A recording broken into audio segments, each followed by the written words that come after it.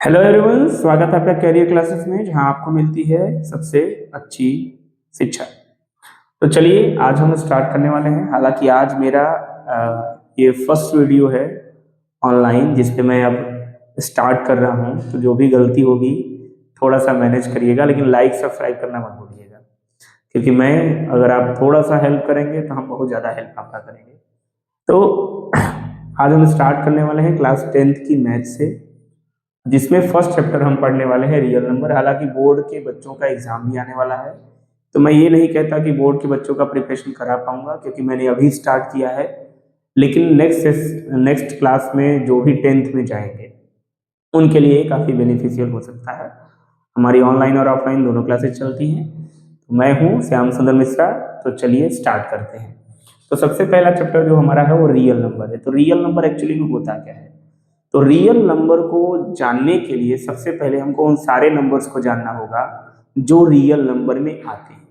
यानी real number एक ऐसा वर्ड है जिसमें सारे नंबर्स आ जाते हैं, चाहे वो पॉजिटिव नंबर हो, चाहे नेगेटिव नंबर हो, चाहे प्राइम नंबर हो, चाहे कंपोजिट नंबर हो, चाहे नेचुरल नंबर हो, चाहे होल नंबर हो। ये सारे नंबर इस रियल नंबर में आ जाते हैं। तो बारी बारी से हम डिस्कस कर लेते हैं कि कौन कौन से नंबर्स हैं जो रियल नंबर में आते हैं और उनके बारे में हमको पढ़ना है। हालांकि नंबर्स के बारे में ही पढ़ना है। तो चलिए, सबसे पहला हमारे पास क्या है? Natural number. नेचुरल नंबर क्या होता है? Natural number are those number which start from one which can be count, जिसको काउंट किया जा सकता है।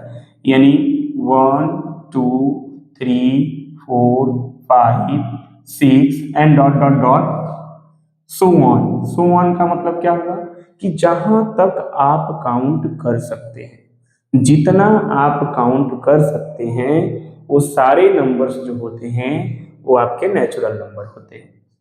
वो आपके नेचुरल नंबर होते हैं। आप जहां तक काउंट कर सकते हैं, इनफाइनाइट तक कह सकते हैं, वो नेचुरल नंबर होते हैं। क्या होते हैं? Natural number.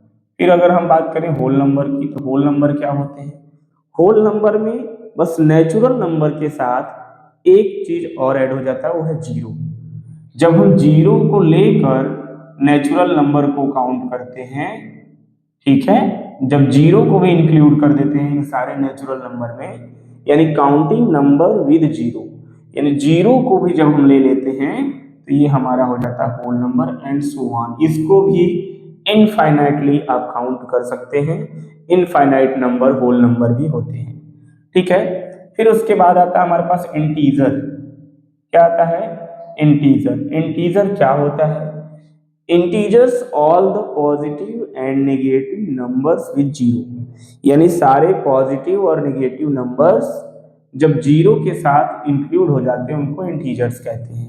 जैसे यहाँ अगर हम जीरो ले लें, तो जीरो के राइट साइड में आपको मिल जाएगा 1 2 3 4 5 एंड सो ऑन, जितना भी आप काउंट कर सकते हैं, ठीक है। तो ये हो गए पॉजिटिव नंबर। ये क्या हो गया? Positive number. इधर क्या हो जाएगा? -1 -2 -3 -4 एंड सो ऑन। इधर भी इनफाइनाइट नेगेटिव नंबर्स आप काउंट कर सकते हैं, जो कि हमारा इंटीजर्स कहलाता है। तो इंटीजर्स में क्या हुआ? Positive number, negative number and zero. Positive number, negative number and zero जब मिल जाते हैं, तो ये सारे नंबर्स क्या कहलाते हैं? इंटीजर्स कहलाते हैं, ठीक है। तो इसमें देखिए आपको नेचुरल नंबर भी मिल रहा है 1 से, होल नंबर भी मिल रहा है 0 से। यानी इंटीजर क्वेश्चन आपसे पूछा जा सकता है कि क्या इंटीजर्स के नंबर नेचुरल नंबर या होल नंबर हो सकते हैं? तो इंटीजर्स के नंबर होल नंबर या नेचुरल नंबर नहीं हो सकते, लेकिन हो भी सकते हैं। यानी अगर पॉजिटिव नंबर्स आएंगे तो नेचुरल नंबर हो सकते हैं, जीरो के साथ कोई नंबर आएगा तो वो होल नंबर भी हो सकता है, ठीक है। अब फिर क्वेश्चन पूछता है क्या नेचुरल नंबर इंटीजर हो सकते हैं? हाँ, नेचुरल नंबर इंटीजर हो सकते हैं। हो सकते हैं का मतलब नेगेटिव नंबर आ गया तो नहीं होगा, पॉजिटिव नंबर आ गया तो होगा। फिर क्वेश्चन आता है कि क्या होल नंबर इंटीजर्स हो सकते हैं? तो हाँ, होल नंबर इंटीजर्स हो सकते हैं, लेकिन जब जीरो और पॉजिटिव नंबर्स होंगे तब, नेगेटिव नंबर्स नहीं। क्लियर है? चलिए, नेक्स्ट है हमारा प्राइम नंबर। प्राइम नंबर क्या होता है? प्राइम नंबर क्या होता है? Prime numbers are those number which have only two factor. यानी प्राइम नंबर वो नंबर होते हैं जिनके सिर्फ दो फैक्टर हो। दो फैक्टर का मतलब जैसे अगर हम 2 लिखें और 2 को फैक्टराइज करें तो क्या हो सकता है? 2 1 जा 2 या 1 2 जा 2, दो ही फैक्टर हो रहे हैं, दो से ज्यादा फैक्टर नहीं हो रहे। अगर हम 3 लेते हैं तो 3 1 जा 3, यानी 3 1 जा 3 या 1 3 जा 3, ठीक है। 3 1 जा 3 या 1 3 जा 3, दो ही फैक्टर हुए। 4 लेते हैं तो 2 2 जा 4 और 1 जा, यानी इसके 3 फैक्टर हो गए, ठीक है। 3 कहाँ? 4 हो गई, 4 भी तो है, यानी 4 से भी 4 कटेगा, 1 के टेबल में भी 4 आएगा, 2 के टेबल में भी 4 आएगा। तो इसके जो फैक्टर हो गए वो कितने हो गए? 3, 1 2 4। और जिसके दो से अधिक फैक्टर हो जाते हैं वो कंपोजिट नंबर हो जाता है। जिसके दो से अधिक फैक्टर हो जाते हैं वो कंपोजिट नंबर हो जाता है।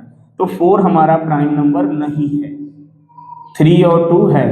वैसे फिर 5 को अगर ले लें तो 5 के भी कितने फैक्टर हो जाएंगे? 5 और 1, यानी ये है, ये भी आपका प्राइम नंबर है। 6 ले लीजिए तो 6 के फैक्टर क्या क्या हो जाएंगे? 1 2, यानी 1 से भी 6 आ जाएगा, 2 3 जा 6, तो 3 भी हो जाएगा और 6 भी हो जाएगा। तो 6 के हो गए हमारे पास 4 फैक्टर। कितने फैक्टर हो गए? 4 फैक्टर, यानी ये प्राइम नंबर नहीं है। तो prime number are those number which have only two factor, जिसके पास केवल दो फैक्टर होते हैं, ऐसे नंबर्स को हम लोग प्राइम नंबर कहते हैं। फिर उसके बाद हमारा आता है कंपोजिट नंबर। क्या आता है? कंपोजिट नंबर, ठीक है। कंपोजिट नंबर क्या होते हैं? मैंने अभी अभी बताया कि जिसके दो से अधिक फैक्टर हो, जिसके दो से अधिक फैक्टर हो, more than two factor, more than to factor, यानी जिसके दो से अधिक फैक्टर होते हैं उनको हम कंपोजिट नंबर कहते हैं। जैसे 4 6 8 9, चेक कर लीजिए इसके कौन फैक्टर हो गया? 1 हो गया, 2 हो गया, 4 हो गया। इसके फैक्टर चेक कर लीजिए, इसके फैक्टर भी 1 हो गए, 2 हो गए, 3 हो गया और 6 हो गया। इसके भी फैक्टर चेक कर लीजिए, ठीक है, 1 हो गया, 2 हो गया, 4 हो गया और 8 हो गया। इसके भी चेक कर लीजिए, 1 हो गया, 3 हो गया, 9 हो गया। यानी जिसके दो से अधिक फैक्टर होते हैं वो आपका कंपोजिट नंबर कहलाता है। आई होप समझ में आपको आ रहा होगा। फिर बात आती है कैसे नंबर की? रेशनल नंबर की। फिर किसकी बात आती है बेटा? रेशनल नंबर की। कि रेशनल नंबर क्या होता है? तो rational number are those number which can be written in the form of p by q।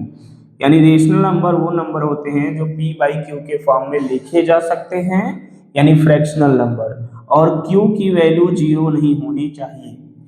Rational number are those number which can be written in the form of p by q and q does not equal to 0। यानी rational number वो number होते हैं जिनको p by q के form में लिख सकते हैं और q की वैल्यू 0 नहीं होनी चाहिए। आया समझ में?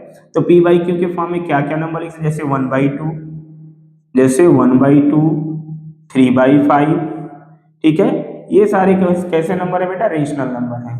देखिए यहाँ p बाई q के फॉर्म में भी है और q की वैल्यू 0 भी नहीं है, यानी यहाँ q की वैल्यू अगर 0 रख देंगे तो वो रेशनल नंबर नहीं कहलाएगा, ठीक है। नेक्स्ट नंबर हमारा आता है इर्रेशनल नंबर। इर्रेशनल नंबर, तो इर्रेशनल नंबर क्या होता है? इर्रेशनल नंबर क्या होता है? Irrational number are those number which can not be written in the form of p by q, जिसको p बाई q के फॉर्म में नहीं लिखा जा सकता, ऐसे नंबर को इर्रेशनल नंबर कहते हैं। तो कौन से नंबर इसमें आएंगे? जैसे रूट में 2, रूट में 3, रूट में 5, यानी जितने भी आपके प्राइम नंबर है, जितने भी आपके प्राइम नंबर और कुछ कंपोजिट नंबर भी हैं, जैसे रूट में 6, यार जो परफेक्ट स्क्वायर नहीं होते, जो नंबर परफेक्ट स्क्वायर नहीं होते हैं और वो रूट में होते हैं, ऐसे नंबर को हम लोग इर्रेशनल नंबर कहते हैं। यानी रूट में परफेक्ट स्क्वायर वाले नंबर ना हो, जैसे रूट में अगर 4 है तो ए इर्रेशनल नंबर नहीं है, ये आपका रेशनल नंबर हो जाएगा, नेचुरल नंबर हो जाएगा, होल नंबर हो जाएगा, लेकिन इरेशनल नंबर नहीं होगा, क्योंकि रूट के बाहर जब लाएंगे तो 4 का फैक्टर हो जाएगा 2 इंटू 2 और पेयर बन गया स्क्वायर रूट का, तो ये आ गया 2, यानी ये इरेशनल नंबर नहीं है। ठीक है, इरेशनल नंबर नहीं है। फिर अगर रूट में हम लिख दिए 9, तो 9 भी रेशनल नंबर नहीं है, क्योंकि 9 का फैक्टर करेंगे तो आ जाएगा 3 इंटू 3 और बाहर आ जाएगा 3, जो कि नेचुरल नंबर है, होल नंबर है, रेशनल नंबर है, लेकिन इरेशनल नंबर नहीं है। उसके बाद हमारे पास आता है रियल नंबर। क्या आता है? Real number. उसके बाद हमारे पास आता है रियल नंबर। तो रियल नंबर क्या होते हैं? ये सभी नंबर्स यानी natural number, whole number, integer, prime number, composite number, rational number, irrational number, ये सारे नंबर्स रियल नंबर में आते हैं। यानी रियल नंबर की बात करें तो सारे नंबर आते हैं, इसीलिए हम चैप्टर स्टडी कर रहे हैं रियल नंबर।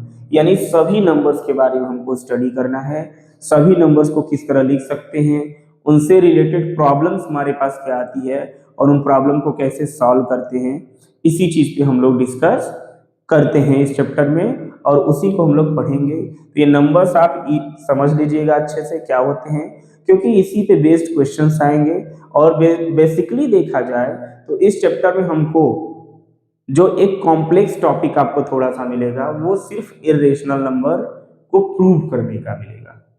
इरेशनल नंबर को प्रूव करने का यही थोड़ा आपको कॉम्प्लेक्स टॉपिक मिलेगा, बाकी सब टॉपिक इसमें आपको आसान मिलने वाले हैं। तो वही बहुत ध्यान से पढ़ लेंगे तो ये चैप्टर एकदम क्लियर हो जाएगा। बाकी सभी टॉपिक इसमें एकदम इजी है, जो आप नॉर्मली समझ सकते हैं, 6, 7, 8 में भी पढ़े हैं। ठीक है, तो चलिए हम लोग चलते हैं नेक्स्ट टॉपिक पर, यूक्लिड डिवीजन एल्गोरिदम। तो यूक्लिड डिवीजन एल्गोरिदम क्या होता है? तो बेसिकली अगर देखा जाए तो it is a divisibility of integers, यानी ये बेसिकली देखा जाए तो डिविजिबिलिटी ऑफ इंटीजर्स होता है, यानी इंटीजर्स को कैसे हम डिवाइड करें, बेसिकली यही होता है। और थ्योरम कहता है given positive integers a and b, तो a is equal to b into q plus r and 0 is less than r is less than b। इसका मतलब क्या है? इसका मतलब ये है कि अगर हम देखें तो ये बेसिकली डिवीजन है। क्या है? डिवीजन है। जैसे मैं आपको एग्जांपल लेता हूं, जैसे मान लीजिए 40 को डिवाइड करना है 5 से, 40 को डिवाइड करना है 5 से, ठीक है। अभी मैं आपको प्रूव करके दिखाता हूं। तो 5 8 जा 40, यानी ये 40 डिवाइड हो गया 8 टाइम। अब हम इसमें क्या करेंगे? यूक्लिड डिवीजन एल्गोरिदम को सेट करेंगे। कैसे सेट करेंगे? तो जो 40 है हमारा, इसको आप जानते हैं कि हम इसको कहते हैं डिविडेंड। क्या कहते हैं? डिविडेंड। यानी a is equal to b into q plus r, ठीक है। तो a जो होता है हमारा, वो क्या होता है? डिविडेंड होता है। a क्या होता है? डिविडेंड होता है। b क्या होता है? डिवाइजर होता है। b क्या होता है? डिवाइजर होता है। q क्या होता है? कोशेंट होता है। q क्या होता है? कोशेंट होता है। और इनटू हो जाएगा यहाँ, और r क्या होता है? रिमाइंडर होता है। तो चलिए सेट कर दीजिए। डिविडेंड कितना है हमारा? 40 है। डिवाइजर कितना है हमारा? 5 है। कोशेंट कितना है हमारा? इसको कोशेंट कहते हैं, इसको डिवाइजर कहते हैं। कोशेंट कितना है हमारा? 8 है। रिमाइंडर कितना है हमारा? 0 है। रिमाइंडर कितना है? 0 है। तो डिवीजन को ही हम लोग यूक्लिड डिवीजन एल्गोरिदम कहते हैं। यानी डिवाइड जब आप करते हैं तो डिवीजन करते समय कौन कौन सी चीजें आपके पास होती हैं? तो आपका डिविडेंड होता है और डिवाइजर होता है। कोसेंट और रिमाइंडर आपको फाइंड करना रहता है, और यही इक्वेशन के फॉर्म में हमको यूक्लिड डिवीजन एल्गोरिदम में दे देता है। और उसी को आपको, जो कि आपको 4th 5th में ही आप पढ़ लेते हैं, सच्चाई बताएं तो ये चीजें आप 4th 5th में ही पढ़ लेते हैं, बस इस इक्वेशन को नहीं पढ़ते हैं। और ये डिवीजन था 4th 5th में, कोसेंट क्या होता है, डिविडेंड क्या होता है, डिवाइजर क्या होता है, ये 4th 5th में ही पढ़ लेते हैं। आप ध्यान नहीं देते हैं, इसीलिए आपको फिर प्रॉब्लम होती है। मैथमेटिक्स हमेशा रिपीट होता है, ठीक है। तो ये हो गया आपका dividend is equal to divisor into quotient plus remainder, और इसी पे आप इसको सेट कर देते हैं। ये होता है यूक्लिड डिवीजन एल्गोरिदम। और यूक्लिड डिवीजन एल्गोरिदम का यूज है ना, अब हम बात करें तो यूक्लिड डिवीजन एल्गोरिदम का यूज कह रहा है, Euclid division algorithm is a technique to compute the HCF, यानी यूक्लिड डिवीजन एल्गोरिदम का यूज करके हम एचसीएफ भी फाइंड करते हैं। क्या फाइंड करते हैं? एचसीएफ फाइंड करते हैं। तो चलिए हम आपको एचसीएफ फाइंड करना सिखाते हैं, ठीक है। तो लेट हमारे पास नंबर हैं 455 एंड 42, 455 एंड 42, और इससे हमें क्या करना है? एचसीएफ फाइंड करना है। क्या फाइंड करना है? एचसीएफ फाइंड करना है। तो आप लोगों ने 6, 7, 8 में पढ़ा होगा एक मेथड, 6, 7, 8 में एक मेथड पढ़ा होगा जिसे हम लोग डिवीजन मेथड कहते हैं एचसीएफ निकालने का। एचसीएफ निकालने के आपने दो मेथड पढ़े हैं, एक प्राइम फैक्टराइजेशन मेथड और एक डिवीजन मेथड। तो चलिए डिवीजन मेथड से हम आपको एचसीएफ निकालते हैं और उसी को यूक्लिड डिवीजन लेमा पे या यूक्लिड डिवीजन एल्गोरिदम पे आपको सेट करके दिखाते हैं। बहुत ही आसान है, लेकिन मेरे तरीके से चलेंगे तब। तो मेरे तरीके से चलिए, तो सबसे पहले आप क्या करिए कि डिवीजन मेथड से एचसीएफ निकालिए। तो बड़े नंबर को अंदर लिखिए 455 और यहाँ लिखिए 42। 42 से इसको डिवाइड करिए पहले, तो 42 1 जा 42, ठीक है। फिर 5 में से 2 गया 3, 4 में से 4 गया 0, फिर आ गया 5, 35। अब 35 क्या हो गया? डिवाइड नहीं होगा, तो 35 को हम डिवाइजर मान लेंगे और यहाँ पे ले आएंगे किसको? 42 को, यानी डिविडेंड को। फिर 35 1 जा 35, फिर क्या करेंगे? 12 में से 5 गया 7 और 3 में से 3 गया 0, ठीक है। फिर क्या करेंगे? 7 को डिवाइजर मान लेंगे और यहाँ ले आएंगे 35, तो 7 5 जा 35, क्या आ गया हमारे पास? 0 आ गया। इसी को हम स्टेप वाइज यहाँ पे सेट कर लेते हैं, इसी को हम स्टेप वाइज सेट कर लेंगे। तो ध्यान रहे, इसको क्या कहते हैं? डिवाइजर, इसको क्या कहते हैं? डिविडेंड, और इसको क्या कहते हैं? कोसेंट, और यहाँ जो आता है वो होता है रिमाइंडर, यहाँ जो आता है वो होता है रिमाइंडर। चलिए फर्स्ट स्टेप देखा जाए, स्टेप नंबर 1। स्टेप नंबर 1 में हमने क्या किया? 455 क्या है? डिविडेंड है। फिर क्या है? डिवाइजर कौन है? 42। फिर कोसेंट कौन है? 1, प्लस रिमाइंडर कौन है? 35। ये पहला इक्वेशन हो गया।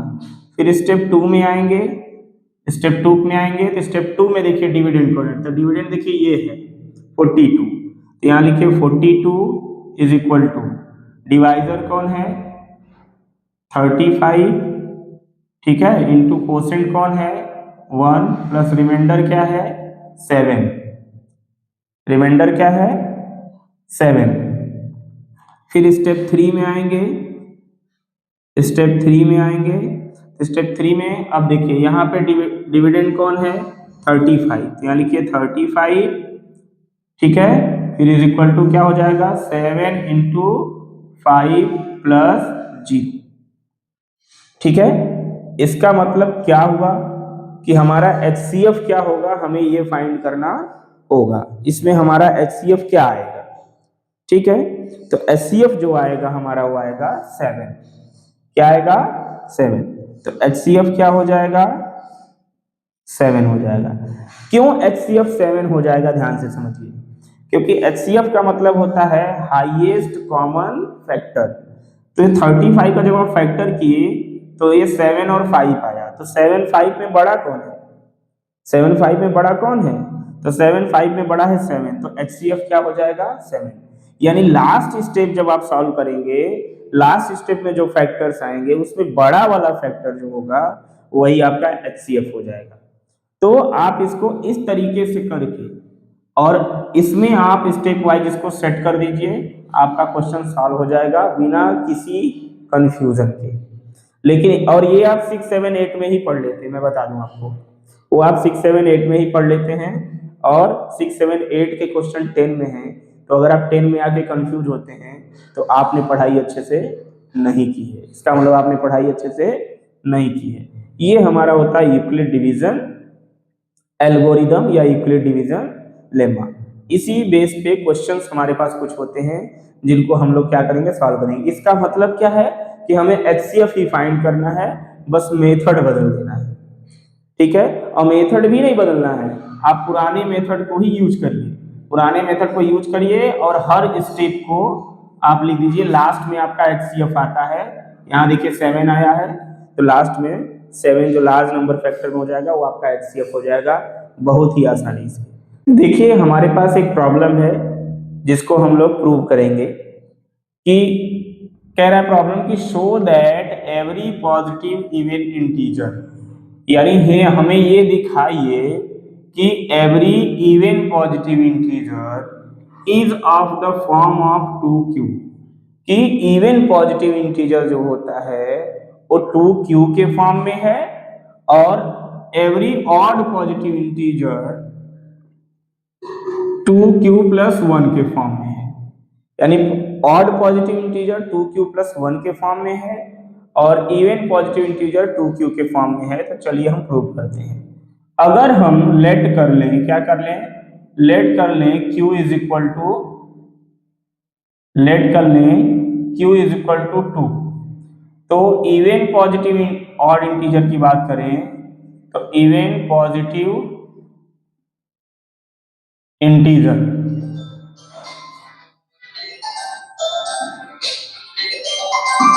Late q is equal to 2 अगर मान लें तो इवन पॉजिटिव इंटीजर क्या दिया हमारे पास, 2q दिया है, तो 2 और q की जगह पे यहाँ q की वैल्यू रख देंगे, तो 2 2 जा क्या हो गया, 4 हो गया। इसको हम क्या करेंगे, यूक्लिड डिवीजन एल्गोरिदम पे भी शो कर देंगे, ठीक है। तो यूक्लिड डिवीजन एल्गोरिदम पे शो करेंगे तो a इज इक्वल टू हो जाएगा 2q प्लस r, ठीक है। तो a क्या है हमारा ये पता चल जाएगा, तो 2q और r इज इक्वल टू हम क्या लेट करेंगे, यहाँ 0 हो जाएगा, तो r आपको लेट करने की जरूरत नहीं, आ जाएगा वो। तो 2 इंटू 2 प्लस r को 0 मान लेंगे, तो 2 2 जा 4, यानी a क्या आ गया, 4 आ गया, यानी ये क्या हो गया, पॉजिटिव इंटीजर हो गया, वो भी इवन, क्या हो गया, पॉजिटिव इंटीजर वो भी इवन। अब ऑड की बात करें तो इसने बोला है कि जो ऑड पॉजिटिव इंटीजर होगा वो 2q प्लस 1 के फॉर्म में होगा, किसके फॉर्म में होगा, 2q प्लस 1 के फॉर्म में। चलिए 2q plus 1 is equal to क्या मान लेते हैं हम, तो इस पे अगर हम रखेंगे तो यहाँ क्या हो जाएगा, तो यहाँ भी हमको एक ही वैल्यू चाहिए, ठीक है। तो यहाँ लिख लीजिए odd positive integer, odd positive integer, odd positive integer किस फॉर्म में होना चाहिए, 2q प्लस 1 के फॉर्म में। चलिए प्रूव कर देते हैं, तो क्या हो जाएगा, 2 और q की वैल्यू हमने क्या ली है 2 और प्लस 1, तो 2 2 जा 1, 2 2 जा 4 और 1 5 आ गया, ठीक है। तो ये देखिए ऑड नंबर है कि नहीं है, तो ऑड पॉजिटिव इंटीजर हो गया, ठीक है। अब इसको हम यूक्लिड डिवीजन एल्गोरिदम पे पुट कर देते हैं, यानी प्रूव कर लेते हैं। तो a इज इक्वल टू हो जाएगा 2q प्लस 1, तो हो जाएगा 2 इंटू 2 प्लस 1, 2 2 जा 4 और 1 5, तो a की वैल्यू क्या आ गई, 5 आ गई। इसका मतलब है कि हमें यहाँ प्रूव करना था कि कोई ऐसा नंबर लीजिए, यानी q की कोई ऐसी वैल्यू लीजिए, ठीक है, जिसका 2 के साथ मल्टीप्लाई करने पर इवन पॉजिटिव इंटीजर आ जाए और 2q प्लस 1 करने पर ऑड पॉजिटिव इंटीजर आ जाए। तो हमने लेट कर लिया q इज इक्वल टू 2, ठीक है। अगर यहाँ 2q ना होकर अगर यहाँ 3q होता तब भी यहाँ 2 लेंगे, तो q की वैल्यू अगर इवन लेंगे तो 2q is equal to even positive integer ही आएगा और 2q is equal to even positive integer ही आएगा, और 2q प्लस 1 लेंगे तो 2q प्लस 1 जो होगा वो ऑड इंटीजर ही, ऑड पॉजिटिव इंटीजर ही आएगा, ठीक है। तो आई होप कि ये चीजें आपको बहुत ही आसानी से समझ में आ गई होंगी, ध्यान से देखिएगा, बहुत आसानी से समझ में आ जाएगा, ठीक है। तो देखिए हमारे पास एक प्रॉब्लम है जो आप पढ़ेंगे तो आपको प्रॉब्लम ही लगेगा, लेकिन सॉल्यूशन इसका कितना इजी है आप ये देखिएगा, बहुत ही आसान सॉल्यूशन है। ठीक है, कह रहा है अ स्वीट सेलर हैज 420 काजू बर्फीज एंड 130 बादाम बर्फीज। यानी एक स्वीट सेलर है जिसके पास 420 काजू बर्फीज है, क्या है 420 काजू बर्फीज है और 130 बादाम बर्फीज है। She want to stack them in such a way, यानी वो इस तरह से उसको रखना चाहती है that each stack has the same number, कि हर स्टैक में यानी मिलाकर रखना चाहती है तो हर स्टैक में क्या हो सेम नंबर ऑफ काजू और बादाम बर्फी हो। ठीक है, and they take up the least area, और उसे क्या चाहिए एरिया क्या चाहिए बेटा कम चाहिए, यानी कम एरिया में रखना है और काजू और बादाम के बर्फीज को कम एरिया में रखना है। तो मैं आपको बता दूं कि HCF हम कब निकालते हैं, जब ज्यादा अमाउंट को कम करके दिखाना होता है तो हम HCF निकालते हैं, और कम अमाउंट को ज्यादा करके दिखाना होता हो तो LCM फाइंड करते हैं। तो लिस्ट एरिया, तो HCF निकालेंगे तो लिस्ट एरिया आ ही जाएगा of the tree. What is the number of that can be placed in each stack, तो हर स्टैक यानी जो बर्फी रखते हैं तो कुछ ऐसे रखते हैं ना डिब्बे में, कुछ ऐसे डिब्बे में रखते हैं एकदम अरेंज करके, ऐसे ऐसे अरेंज करके रखते हैं। तो इसमें काजू बादाम को रखना है और एरिया कम लगना चाहिए। तो चलिए देखते हैं। तो अभी हमने आपको बताया यूक्लिड डिवीजन एल्गोरिथम यानी HCF निकालने का तरीका, बस उसी को यहाँ अप्लाई करेंगे और answer solve, sorry question solve. ठीक है, तो सबसे पहले आप क्या करिए HCF निकाल लीजिए डिवीजन मेथड से। 130 और 420, 130 3 टाइम जाएगा, ये आ जाएगा 390। ठीक है, तो वो सब्ट्रैक्ट कर देंगे 0, 12 में से 9 गया 3 और यहाँ 3 में से 3 गया 0। अब क्या करेंगे 30 डिवाइजर हो जाएगा और 130 यहाँ आ जाएगा। ठीक है, तो ये कितना हो जाएगा 3 4 जा 12, 4 टाइम जाएगा 120 आ जाएगा 0 1 0। फिर क्या करेंगे 10 को ले लेंगे, यहाँ 30 लेंगे, 10 3 जा 30 और यहाँ लास्ट में आ गया आपका 0 0। ठीक है, कितने स्टेप में सॉल्व हुआ 1 2 3, यानी 3 स्टेप में हमारा HCF आ गया। चलिए यूक्लिड डिवीजन एल्गोरिथम पे रखिए, A is equal to BQ plus R। तो पहला स्टेप फर्स्ट क्या हो जाएगा, स्टेप फर्स्ट हो जाएगा A हमारा कितना है 420, B कितना हो गया हमारा 130 इंटू 3 प्लस 30। ठीक है, सेकेंड स्टेप, स्टेप टू में क्या है हमारा A कितना हो गया 130, B कितना हो गया 30, Q कितना हो गया 4, R कितना हो गया 10। स्टेप थर्ड में क्या हो गया 30 is equal to 10 into 3 plus 0। ठीक है, अब हमें पता करना है कि HCF क्या होगा। मैंने बताया ना लास्ट स्टेप में देखेंगे 30 का फैक्टर क्या है 10 3 जा 30, तो बड़ा नंबर HCF निकालना है तो बड़ा नंबर ग्रेटर नंबर, तो 10 क्या है ग्रेटर नंबर है, तो HCF क्या हो जाएगा हमारा 10 हो जाएगा। यानी 10 बर्फीज हम रखेंगे तो हमारा वो स्टैक लिस्ट एरिया लेगा और अरेंज भी हो जाएगा, लिस्ट एरिया लेगा और अरेंज भी हो जाएगा। तो ये क्वेश्चन देखिए कितना आसान है, पढ़ने में काफी कॉम्प्लेक्स है लेकिन सॉल्व करने में कितना आसान है। डिवीजन करना है जो कि आप 5th 6th 7 8 में पढ़ते हैं। सोचिए 6 7 8 लेवल का क्वेश्चन 10th में है और आप कंफ्यूज हैं कि मैं कैसे सॉल्व करूं। ठीक है, तो आप बेसिकली देखा जाए तो ध्यान से पढ़ते नहीं है, नहीं प्रॉब्लम तो आपको 9 10th में होने वाली ही नहीं है। बहुत सारे ऐसे क्वेश्चंस मैं अभी आपको रिलेट कराऊंगा, ये 6 7 8 में आपने पढ़ा है कि नहीं पढ़ा है। ठीक है, बस आगे देखते जाइए आप लोग। इस टॉपिक है fundamental theorem of arithmetic. Fundamental theorem of arithmetic क्या होता है, तो ये थ्योरम सबसे पहले हम ये जानेंगे कि ये थ्योरम किस मैथमेटिशियन ने दिया।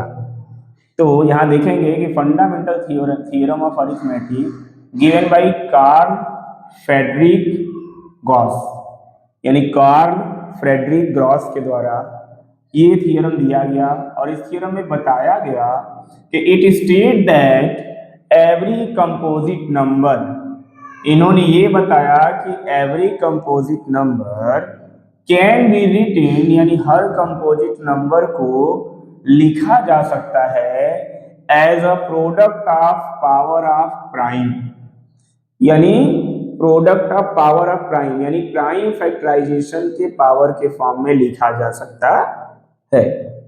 कैसे? जैसे मान लीजिए यहाँ एक एग्जांपल हम ले लेते हैं, 30 ले लेते हैं। 30 का अगर हम फैक्टर करें, प्राइम फैक्टर करें, तो 2 3 जा 6 और 5 जा 30, 2 3 जा 6, 5 जा 30। तो यहाँ 2 सिंगल है तो 2 के पावर 1, 3 सिंगल है तो 3 के पावर 1, 5 सिंगल है तो 5 के पावर 1 लिख सकते हैं।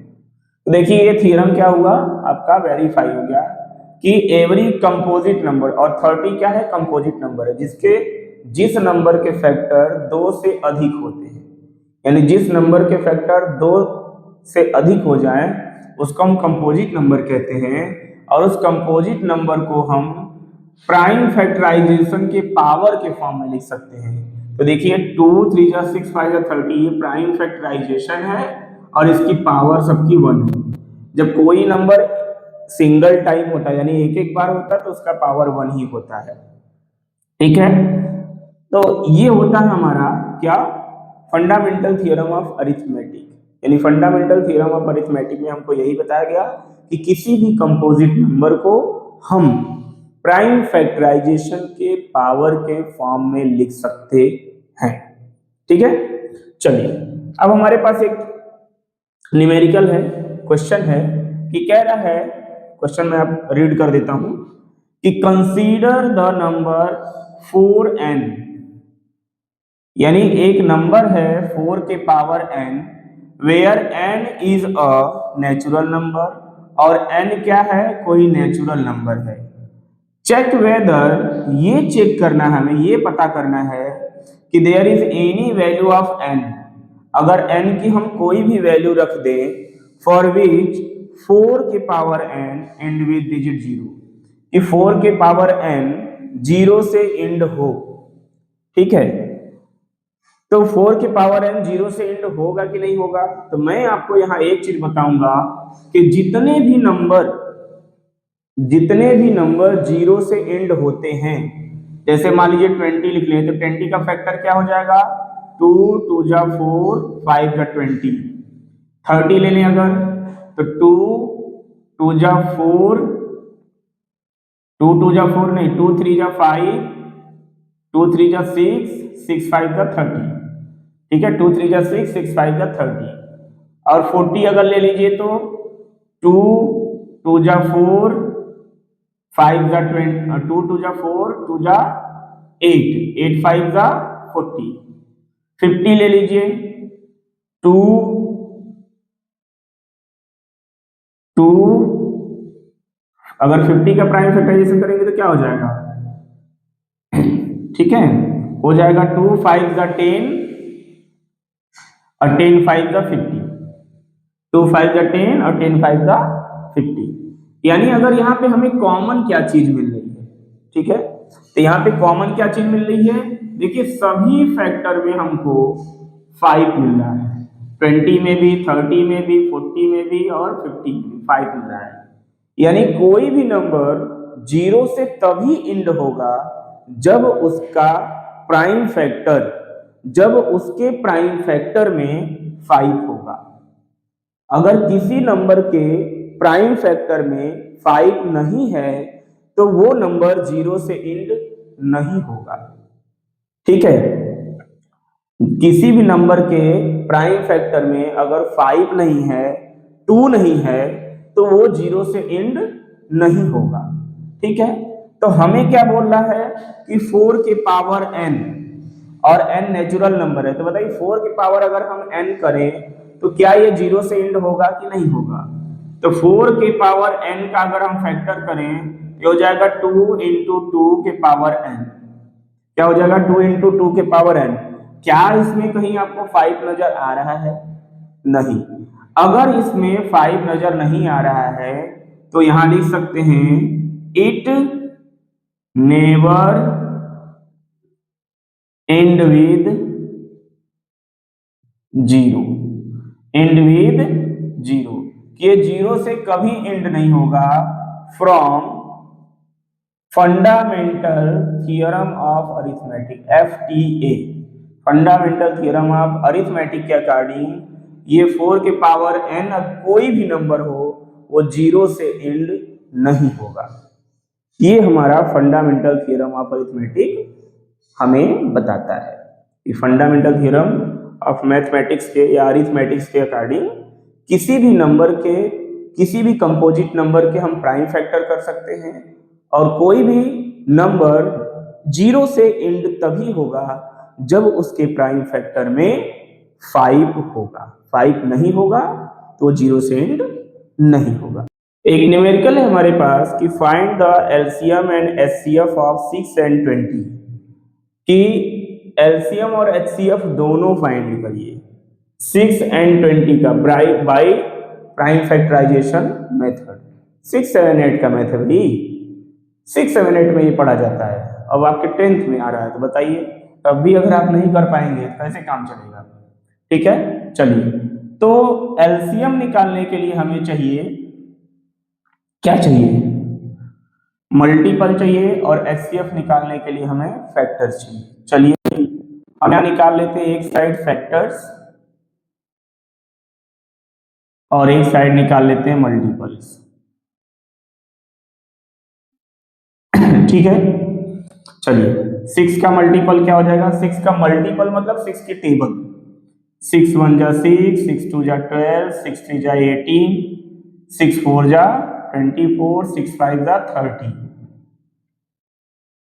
6 5 जा 30, 6 6 जा 36, 6 7 जा 42, 6 8 जा कितना होगा? 48, 6 9 जा 54 और 6 10 जा 60। 20 का निकाल लीजिए, 21 जा 20, 22 जा 40, 60, 80, 100, इतना काफी है। अब फैक्टर्स अगर निकालें तो 6 का फैक्टर निकालेंगे तो 6 का फैक्टर हो जाएगा 1 2 3 और 6। 20 का फैक्टर निकालें तो हो जाएगा 1 2 4 5 और 20 और एक होगा 10 भी। ठीक है, ये हो गए फैक्टर्स। जब फैक्टर्स निकालेंगे तो उससे हम एचसीएफ फाइंड कर लेंगे और मल्टीपल्स निकालेंगे तो उससे एलसीएम निकाल लेंगे। चलिए एचसीएफ पहले निकालते हैं। एचसीएफ क्या होता है? एचसीएफ का मतलब वो बड़े से बड़ा नंबर। एचसीएफ का मतलब क्या होता है? वो बड़े से बड़ा नंबर जिससे ये दोनों नंबर डिवाइड हो जाए, 6 भी और 20 भी। वो बड़े से बड़ा नंबर जिससे 6 और 20 दोनों डिवाइड हो जाए। तो इनके फैक्टर में हम चेक करेंगे वो बड़े से बड़ा नंबर कौन सा है। ठीक है, तो क्या कोई नंबर आ रहा है? देखिए दोनों में, यहाँ पे 2 है और यहाँ पे भी 2 है? इसमें 3 है लेकिन इसमें 3 नहीं है, इसमें 6 है लेकिन इसमें 6 नहीं है, इसमें 1 है लेकिन इसमें 1, हाँ इसमें 1 है, इसमें भी 1 है, लेकिन 1 जो है वो बड़ा नहीं है। तो सबसे बड़ा कौन है जो दोनों में मैच कर रहा है? सबसे बड़ा नंबर कौन सा है जो दोनों में है? तो वो 2 है। तो इसका एचसीएफ जो हो जाएगा वो हो जाएगा आपका 2।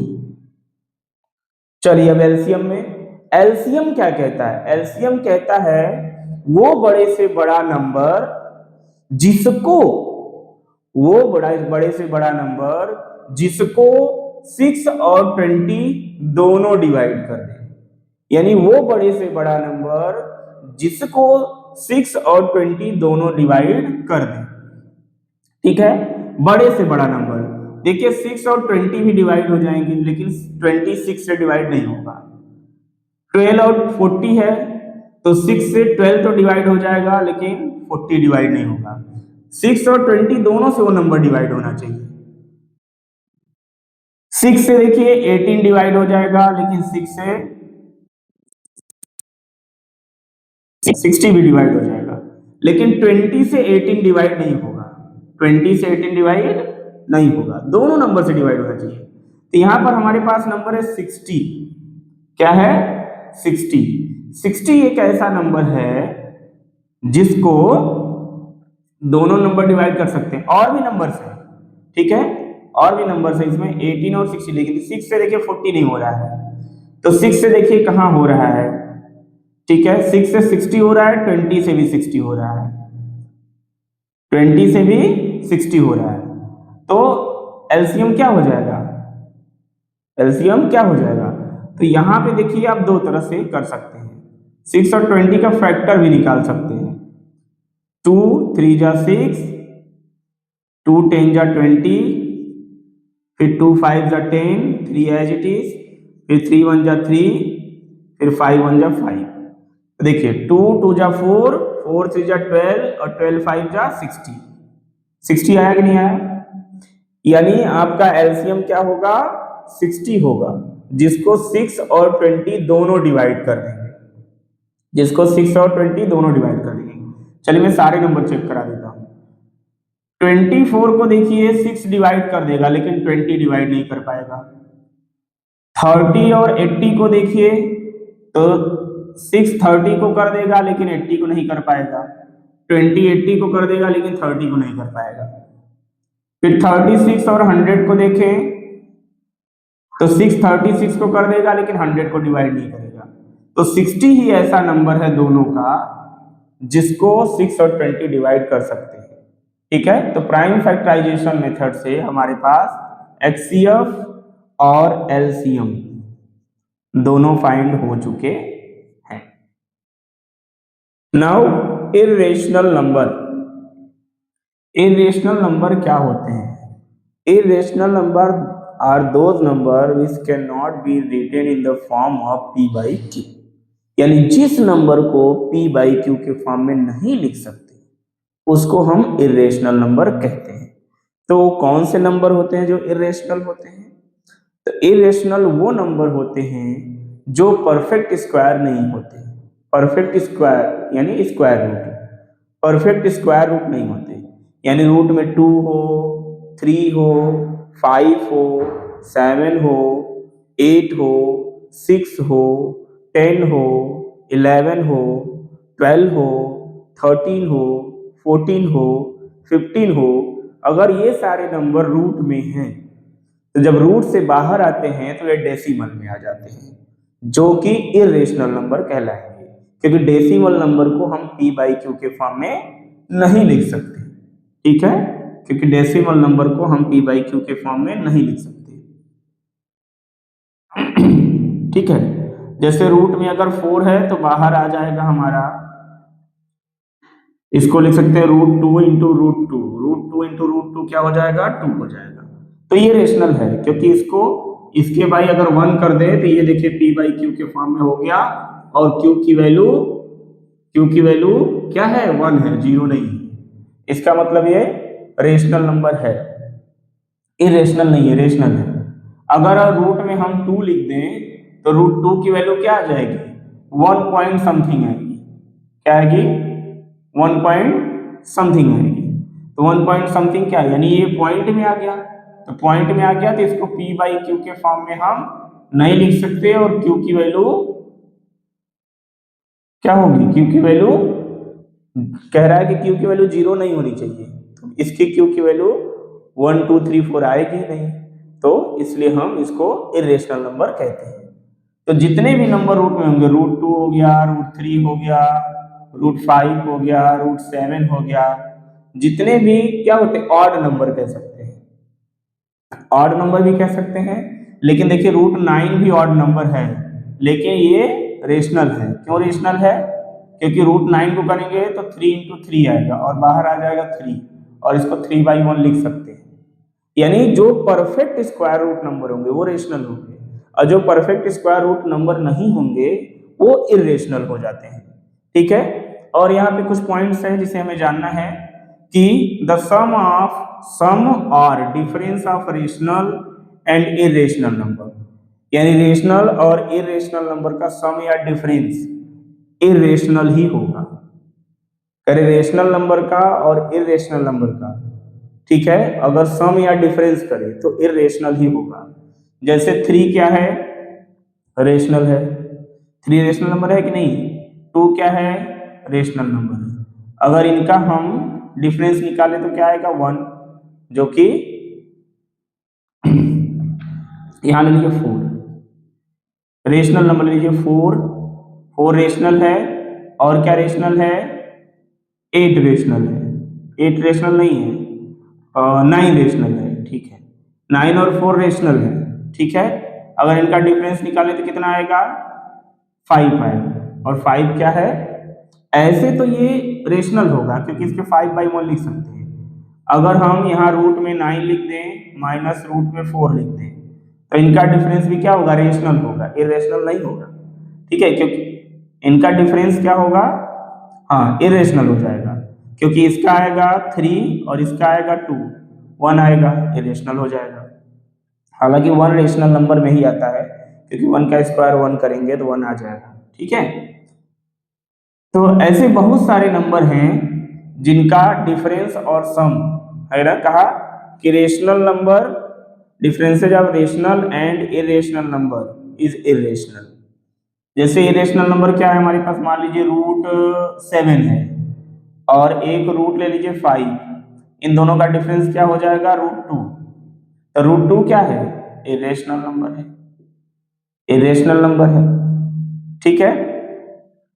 अब कोई इरेशनल नंबर लीजिए जैसे 2.136 और 2.248, इनका डिफरेंस भी क्या होगा, इरेशनल ही होगा, ठीक है।